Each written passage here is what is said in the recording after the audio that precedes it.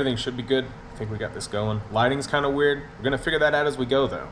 Anyway, let's dive into the car. I'm gonna tell you a little bit about how I got it, where I got it, and largely why and what I've done to it since.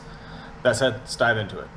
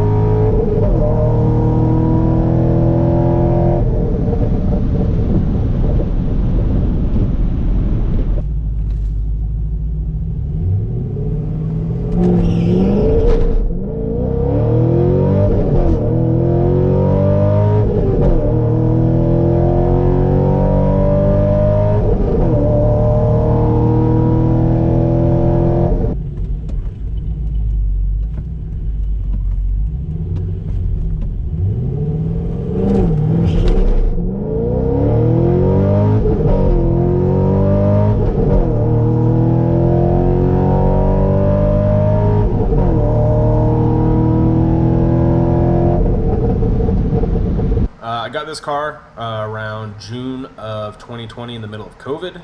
I had previously been in two Hyundai Genesis Coupes, both 3.8s, first generation and a second generation. I love them both. The second one was a 3.8 R-Spec, which I love to drive. That said, the aftermarket for those cars just wasn't there. And the aftermarket that is there is overpriced compared to most other cars that you can go and build on. Civics, LS, BMWs, almost everything else has much more of a platform than the Korean cars do right now, which is unfortunate because that Genesis Coupe was a riot. I love driving it, ton of fun, lightweight, decent power, just a good V6. So last year, started looking at new cars, discovered that the C6 Vettes were trending at around $15,000 to $20,000. Thought we might look into a few of them, see if any of those were a valid option, or at least purchasable or attainable. That said, after doing a lot of research, spending 2 or 3 months looking up prices, seeing what they were going for, and seeing that really, if you wanted any kind of affordable Vette that you just wanted to go out and not be worried about you're looking at roughly 110,000 miles on the car. Every single time I was finding 100 to 110,000 miles plus on these cars for that price range. That said, do some research, find out about the LS engine a little bit more. LS1, LS2, LS3, just the base model engines that go into these between the C5 and C6. And ultimately found an LS2 2007, had 106,000 miles on it, and the guy wanted 17,000 for it. Test drove it, told him I was going to go drive another one in Texas. Did drive another one in Texas, signed on the one in Texas. My credit union fell through. They didn't want to finance the full value of that Corvette at I believe it was just under 19,000. A lot of this has to do with the age of the car. It's hard to get that kind of a car financed, and it's weird financing an old 13-year-old car. Just is what it is. So came back to the city, drove his again, and offered him 15,000 for it. I thought, you know what? People are trying to get these at 15,000. This one's got a lot of wear on it, but the engine sounds great. I like it. He told me no to 15,000. Got shut down. And around 20 minutes after I left, he shot me a text saying, hey, you know what? I'll do the 15,000. So sold the Hyundai, got into the Corvette. Had a lot of things that are wrong with it right when I got it. First off, the radiator had a leak.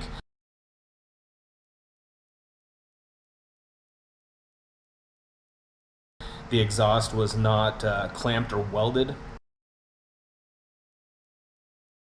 so it sounded like a rattle box. The paint has clear coat issues. Headlights super duper faded.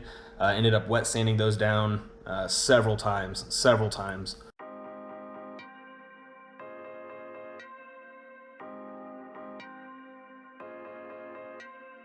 Let's get overly inclined.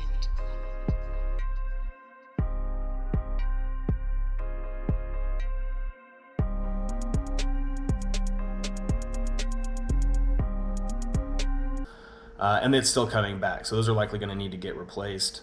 Replace a door panel that was rattling. The driver's side door panel also rattled. That one's probably going to get replaced soon.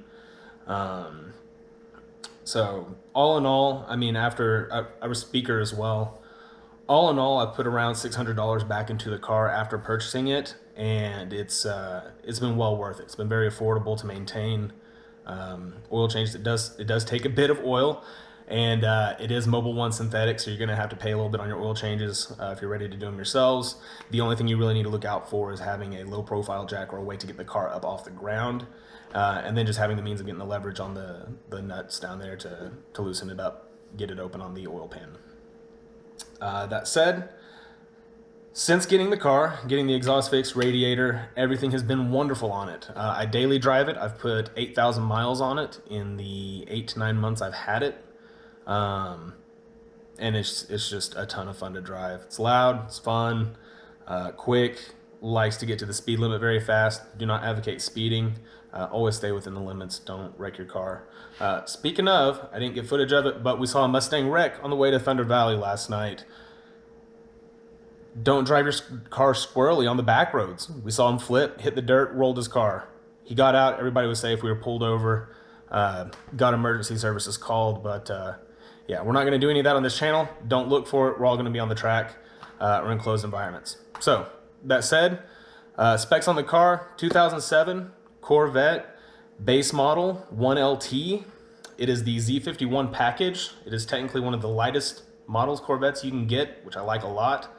The LS2 in it has 115,000 miles on it currently. We've taken it to the track around 6 times. We make an average of 4 passes per time. Some of them we've gone 3 times, some of them I've gone 6 runs. The car's held up strong. Nothing notable as far as issues with it. I cannot seem to break the 12.2 barrier with the car. I still haven't gotten it dynoed. I don't know what all is done to it. What I do know is done to it is headers. We have long tube headers. We have a cat delete. We have an H-pipe on the bottom and a Corsa Extreme exhaust on the back. We have Veraram intake on the top, and I'm not sure about plugs, injectors, anything like that. I can't tell from the stock on this car. Maybe you guys can help me identify. Be more than happy to get you guys in the engine bay and show you around. That said, it does have a tune on it because there's no check engine light, and with the O2 sensor deletes, cat deletes, stuff like that, I know it's got to have a tune on it. And outside of that, my rear tires right now are on mix matched. I have a Continental on one side and a Firehawk on the other. I was in an emergency situation, just needed a tire, so I had them just throw whatever they could get on right then without having to wait. And basically not worrying about it. We're gonna replace all the tires soon, as well as get a set of drag radials for the car for the track. That's really it about the specs on the car. Don't have any dyno results. We haven't done that yet. I'm sure we'll get the content filmed and we'll provide it up on the channel, because I am as eager to find out as anybody who's watching this content.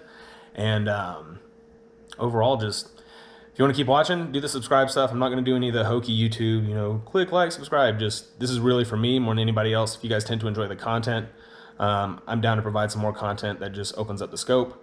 I think we're going to try and do some car reviews here and there, just some cars that I like. I have a few friends that have some cars, a Saturn Sky Redline, awesome.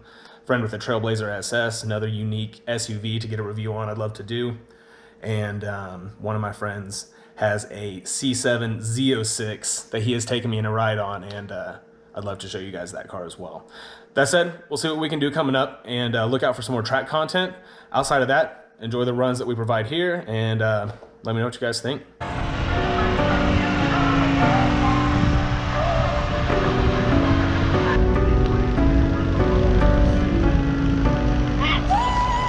Very